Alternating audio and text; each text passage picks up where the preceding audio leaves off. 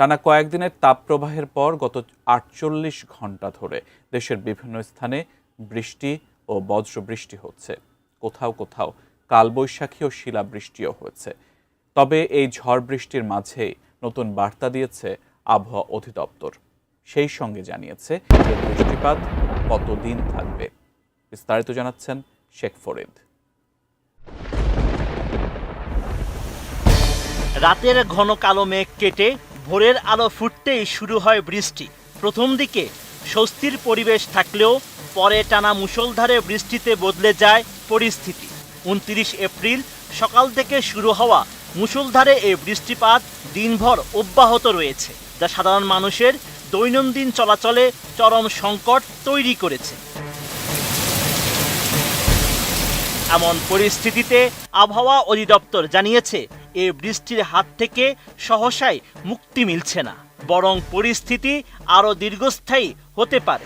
আগামী ৫ দিন টানা এমন ভারী বর্ষণের সম্ভাবনা রয়েছে।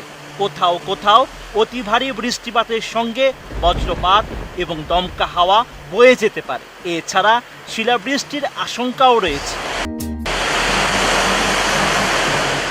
পরিস্থিতি অবনতির দিকে যাওয়ায় বিশেষ সতর্কতাও জারি করেছে আবহাওয়া অধিদপ্তর। সতর্ক বার্তায় চট্টগ্রাম, কক্সবাজার, মোংলা ও পায়রা সমুদ্র বন্দরে ৩ নম্বর স্থানীয় সতর্ক সংকেত দেখাতে বলা হয়েছে।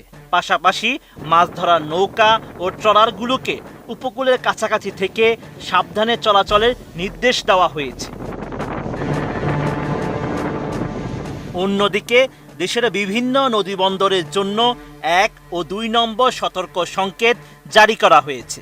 বিশেষ করে ফরিদপুর, মাদারীপুর, খুলনা, বরিশাল, পটুয়াখালী, নোয়াখালী, কুমিল্লা, চট্টগ্রাম ও কক্সবাজার অঞ্চলে ঘন্টায় ৬০ থেকে ৮০ কিলোমিটার বেগে ঝোড়ো হাওয়া ও বজ্র বৃষ্টির আশঙ্কা রয়েছে।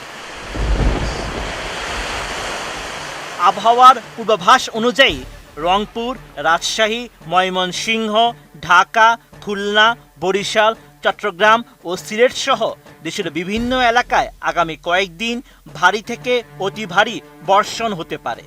এতে কোথাও কোথাও অস্থায়ী জলাবদ্ধতা সৃষ্টি এবং বিশেষ করে চট্টগ্রাম বিভাগের পাহাড়ি এলাকায় ভূমিধসের ঝুঁকির কথাও বলা হয়েছে।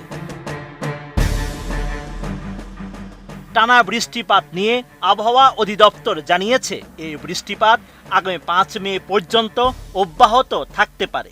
এ সময় বৃষ্টির কারণে তাপমাত্রা কিছুটা কমলেও বৃষ্টি কমে গেলে আবারও গরম বাড়ার সম্ভাবনা রয়েছে।